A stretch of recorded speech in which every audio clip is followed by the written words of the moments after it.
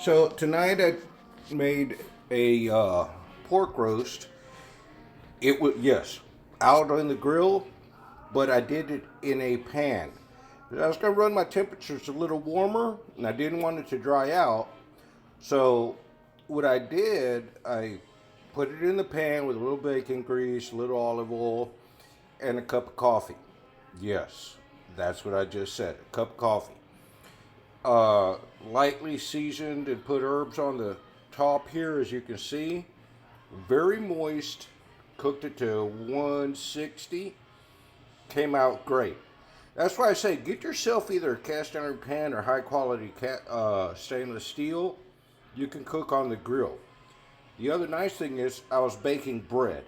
So the other day I did a recipe for pita bread. Well, today what I did was this. Basically, your pita bread recipe. I went with 4 cups of flour, uh, two packets of instant yeast, uh, 3 tablespoons of sugar, uh, teaspoon of salt, and warm water.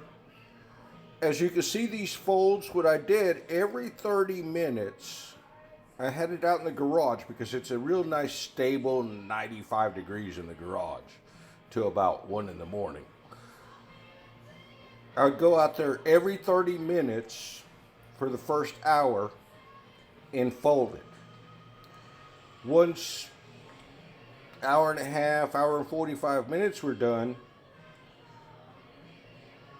I brought it in, put it on my cutting board with olive oil and flour, and folded it. I flattened it out to where it was basically a rectangle, folded the corners in, squished it out again, did it again about 3 times. Put it in my pan, put some, as you can see this crust here, this is where I put a little olive oil. Gets a little browning, and cooked it at 400 degrees for 25 minutes, came out perfect. Now this second loaf, the first loaf was awesome too. I just did it a little different on this one.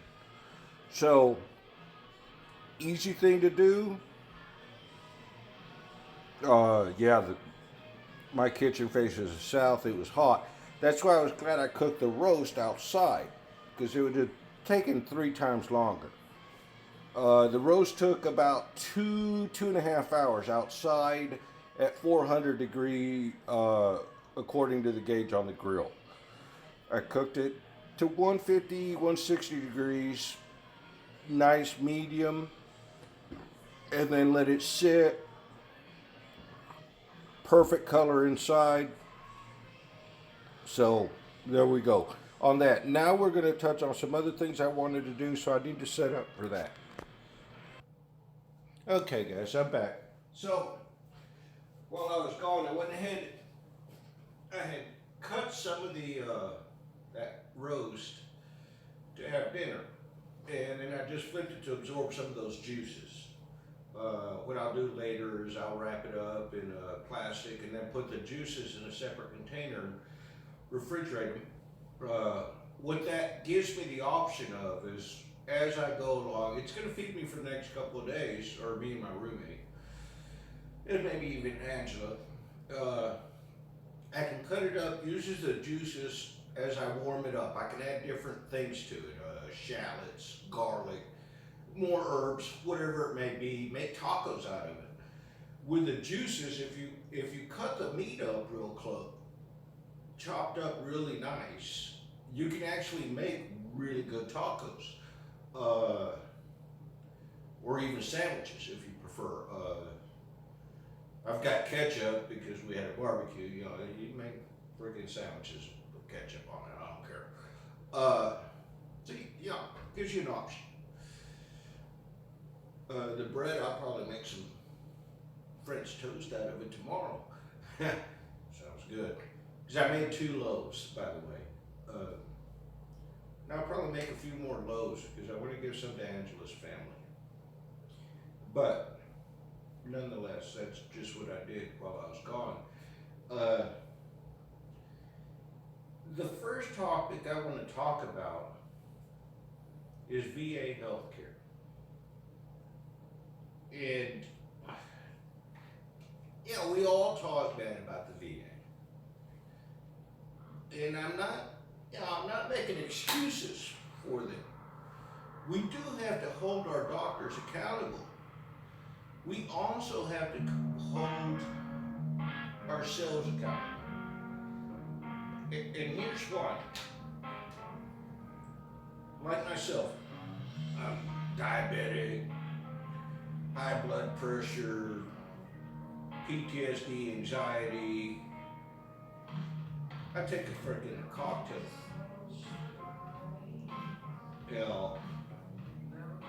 So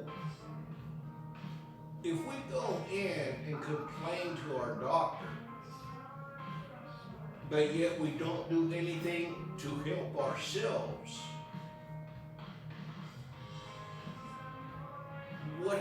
what can he do for us?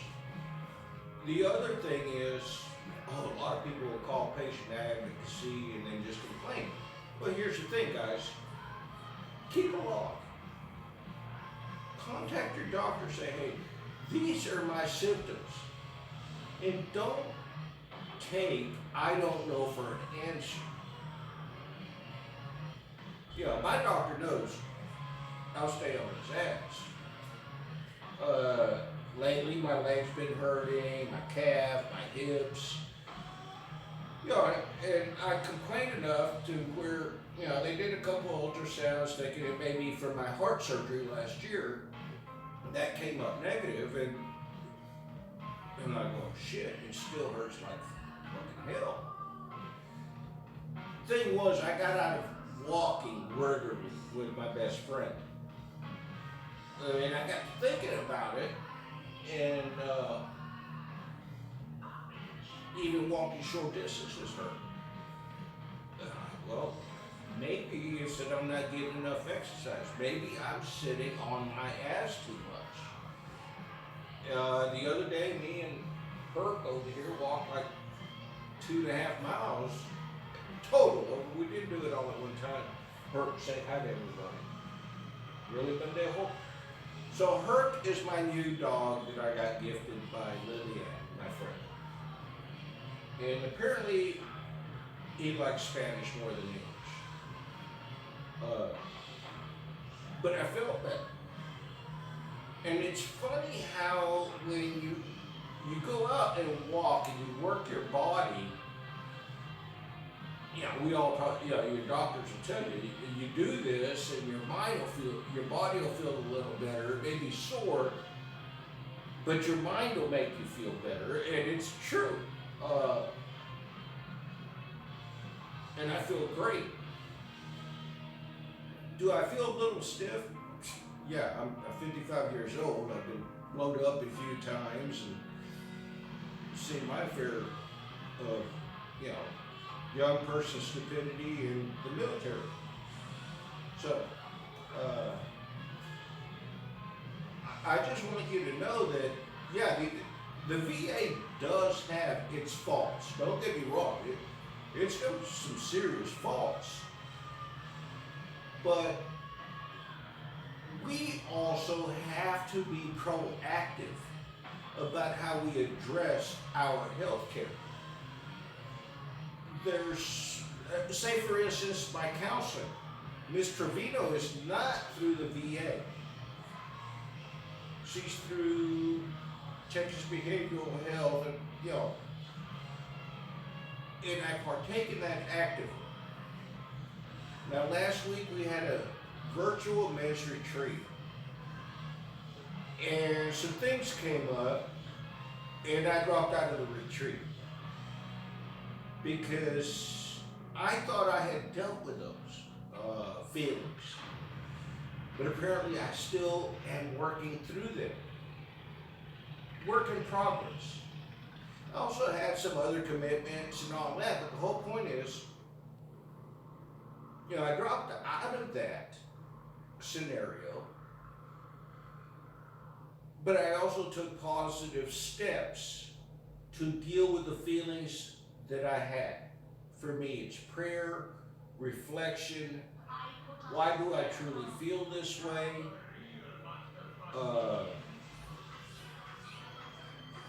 so I did what it had to do, and it worked out for me. I had a great evening, Friday evening, with Angela and her friend and Mario here for dinner. Yeah, I engulfed myself in my cooking. I went out of my wheelhouse in certain things, which was great. And I made pita bread. So now I'm taking up bacon. But you have to do certain things out of your wheelhouse to progress in your recovery, whether it's PTSD, alcohol, whatever it is.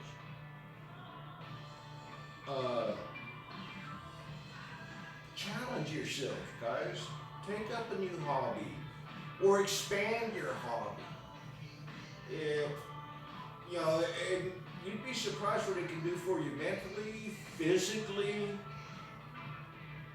and stay on top of your health and your mental health. If something's up, don't hesitate to contact your provider, because he can't help you if he doesn't know. And in this case for us, the squeaky wheel does get worked on. The guys are already overworked. But unless you say, hey, they won't care, or they won't worry about it so much. Because the guy that truly does stand up and say, or the woman, and say, hey, guys, they're going to get the attention they need. They're going to get the help they need. So anyways, there's that. And I'm going to take a pause again, just because the next thing I'm going to address is relationships, how we handle relationships, and how we handle when either they fall apart, how we go about growing from learning from previous relationships and growing and changing how we address new relationships. Because as of late, and it doesn't just mean romantic relationships, but friendship relationships, interpersonal work relationships, a relationship with yourself. So, and then it'll also cover the whole, how should I put it? We discussed it today, me and Mr. Bino, and I can't remember what it was called, but it's, I'm invincible. And how that affects your relationships with everybody in your life. So I'll be right back.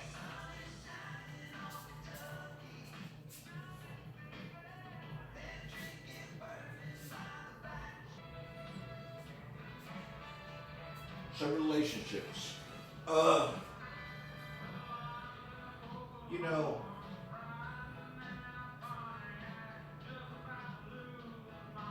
For us vets, they can be difficult. For one, a lot of times we've been taught to be strong, self-thinking, independent, and invincible. So we get out of the military and we think we're invincible. There is nothing that can stop us. Yeah, well, guess what? There is. And when we take that attitude and we're constantly flaunting it and we think we're invincible, when we are in a position where we need help, people may stray away from us and say, you know what? Fuck it. You've been saying you're invincible, prove it. And we find it ourselves at a loss for help. And we don't know where to turn to because for the longest time, we acted that way. And our actions are a reflection of our thoughts. So, guys, don't feel that you have to act that way all the time. Are there times that you have to show or bow up? Oh, yeah. There are.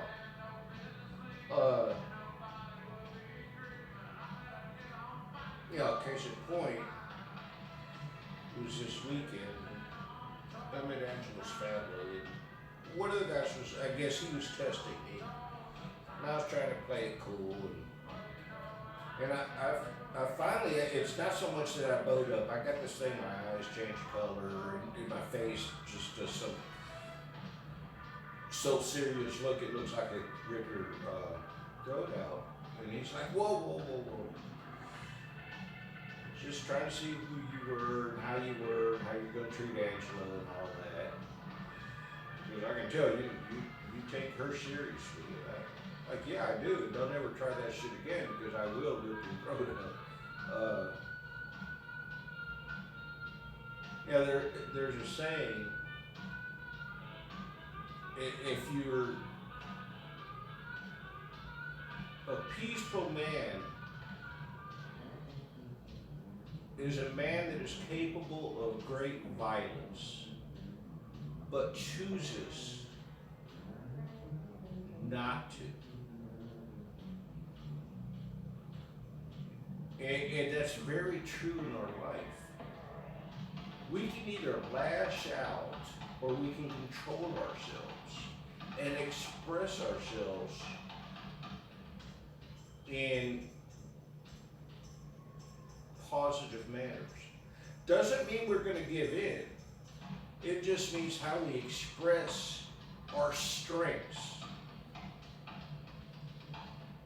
are within boundaries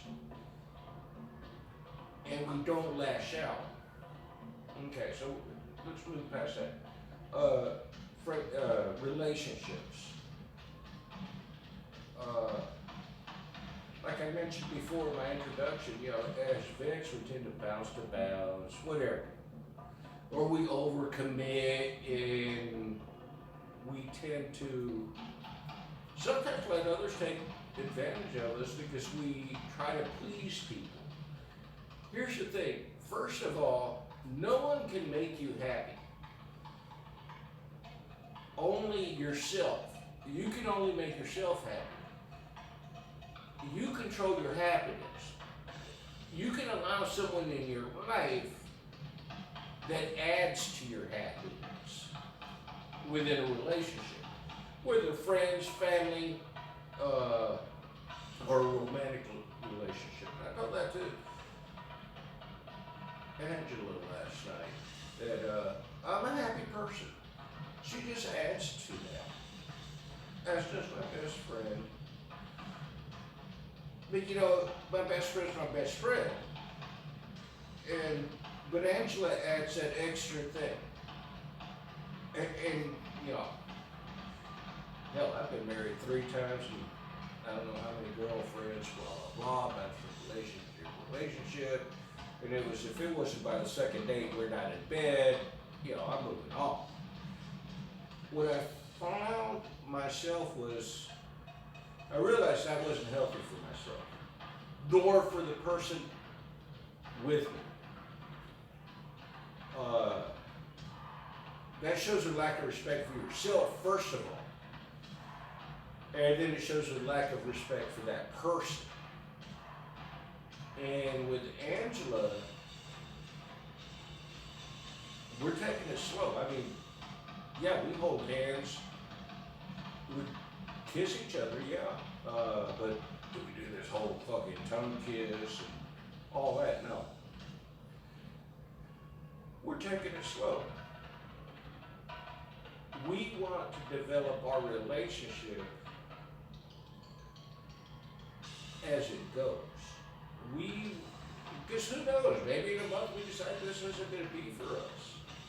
And we don't want to have any regrets. We want to be able to see each other at the grocery store and say, hey, you know, just catch up and still be friends. Call each other up, hey, let's go to dinner.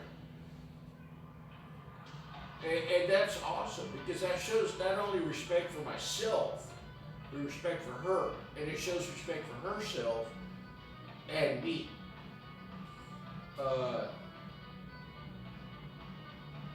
She speaks very little English, I speak very little Spanish. That's nothing against either one of us, you know, it's just how we grew up. Am I willing to work on my Spanish? Oh yeah, I got one show I watch only in Spanish. I find myself not wanting to watch it unless she's here. But it's amazing that I do that in my life now. That I can have the patience to grow with someone no matter what. Whether we decide it's not for us or it is for us.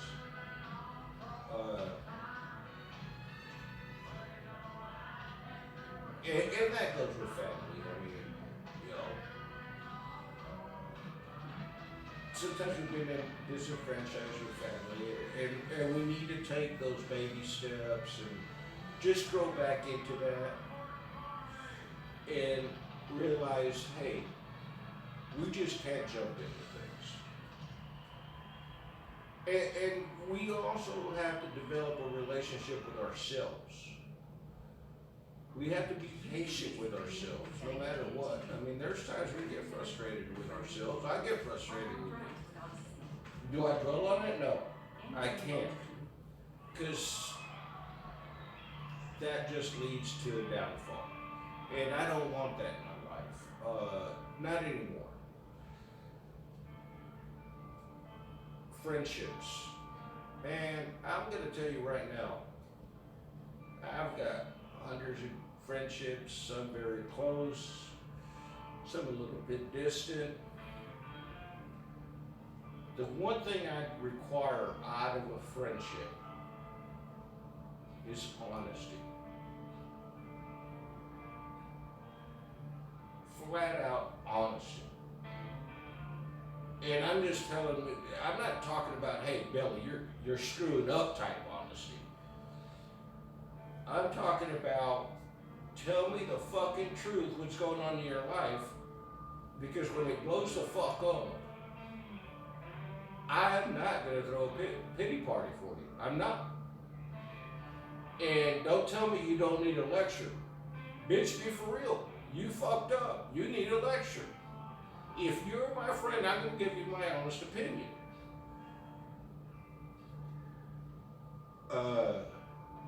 How you handle it is on you. But if you call me at 1 o'clock in the morning crying or boo-hooing, well, you're getting the honest opinion. Not that you woke me up, because I rarely sleep at 1 in the morning, but you're getting what's on my mind. And if it gets your panties in a wad, well, take your damn panties off. Let me go commando. Because I'm just, you know, a lot of times us vets hide behind the boo-hoo. Bitch, be for real. BBFR. We're grown the hell up. Whether we're in our 30s or 50s or hell, even in our mid-20s. If you did time in the military, you grew the fuck up quicker than anybody else in this country. If you're 30 and been in combat, your life experience is probably twice as much as somebody in their 50s that never saw shit. And that goes for you so-called Cold War vets. I'm one of them. But you know what? I was lucky enough to go to the first Gulf War, went contracted in the second, Iraq, and Afghanistan. Really? Cold War vets? What did we do? We drank and smoked hash on the border. You didn't see shit. 25-year-old, 30-year-old that's been in combat has seen more than you. Unless you stuck it out and went to war. So, guys, quit making excuses. Quit boo-hooing. There are some legitimate ones. I'm not knocking those legitimate ones. But within a relationship, oh no, my broke heart. My broke. At this point, I wish I could name stuff, but if I'm trying to help you and you don't tell me the full story and then I found out later, do you really want me to feel sorry for you? Fuck no. You lied to me. Withholding what you're doing and then still asking for my help, you lied to me. The same thing going to your counselor and not being open and honest with that counselor. Tell them everything. They cannot help you get through what you're going through unless you tell them everything. That's a relationship, guys. That relationship with your counselor is probably one of the most important relationships you're going to have. Tell them what is truly bothering you because they cannot help you fix yourself.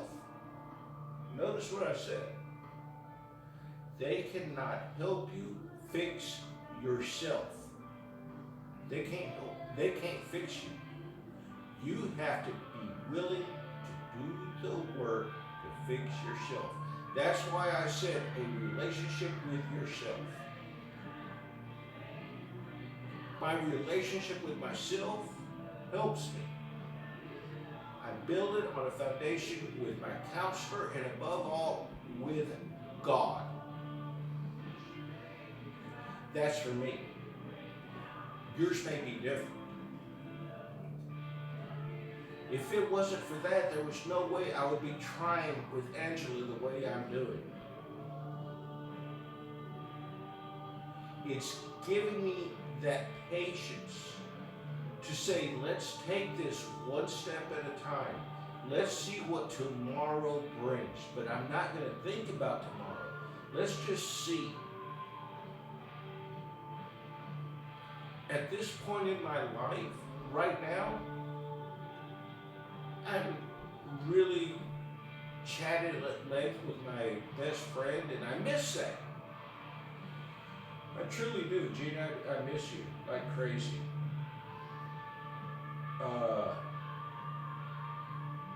Because she's that, my best friend. She's the one person I can talk to openly, besides my counselor.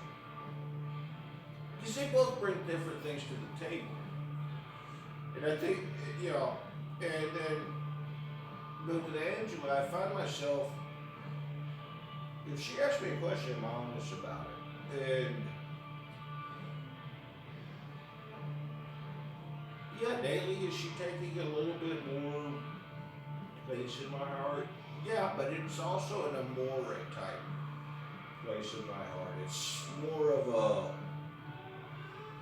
it's not a lustful, because that's more of a mental thing. It's more of an acceptance into my life.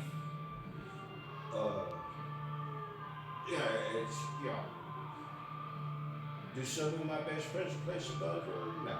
But I miss her when we don't get to see each other. I mean, yesterday we spent a day together. It was great.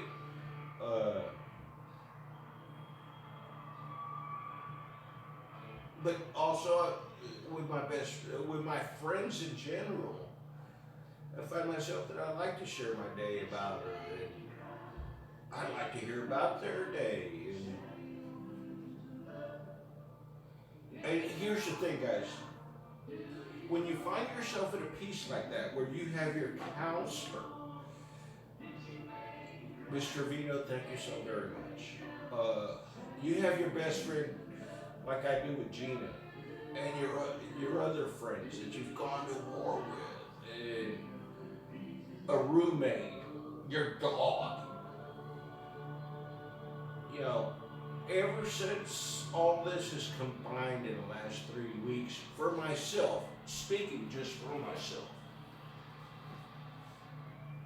I've slept. I may not go to bed till 1 or 2 in the morning, and I may not wake up till 10 a.m.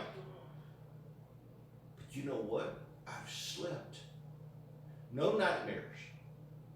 No crazy ass dreams. It has been a sleeping rest. I don't remember dreams. I don't wake up in a panic. I don't wake up with anxiety. I'm not saying it's because of any one thing. I think it's the entire thing all in one. In talking to God every night. And I find myself talking to God even more. And thank you, God, for putting Angela in my life, because it's been so very easy to say, hey, you know, we're going to go slowly and ride this thing out and see where it leads us.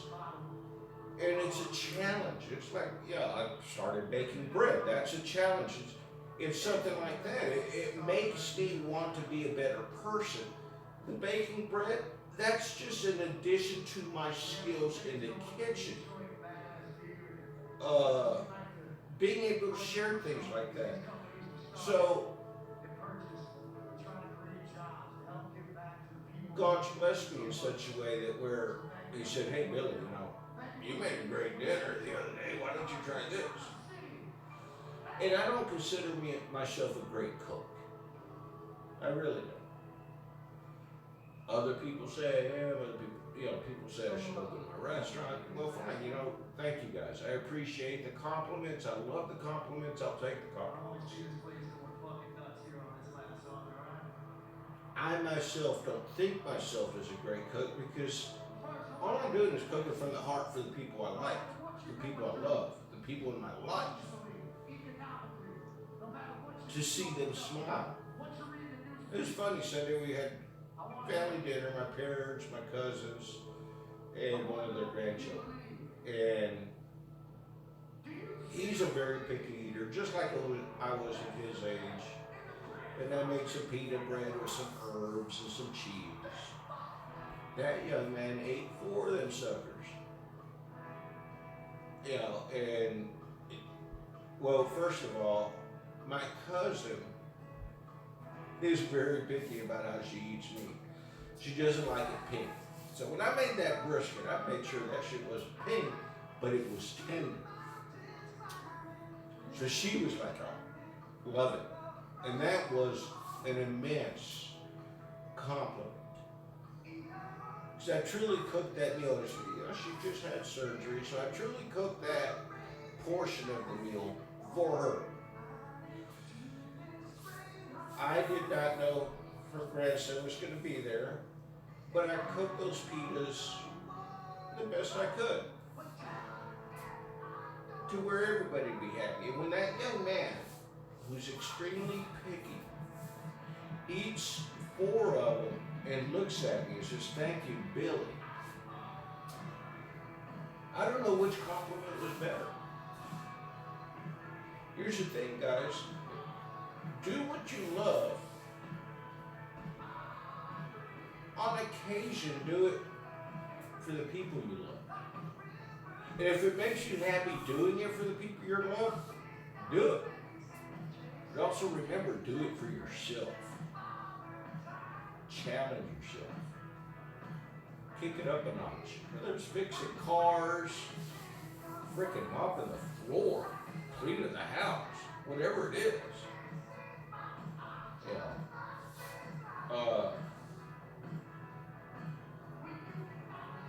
Make your bed.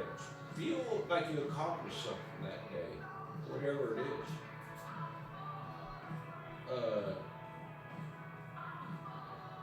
And that's building a relationship with yourself, really. Saying, hey, Billy, look at what we did today.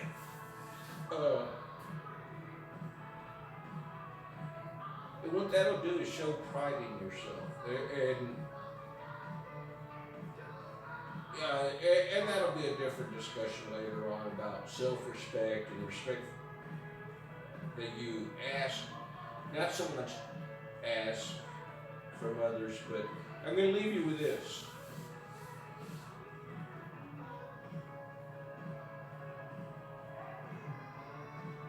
Do you demand respect from others?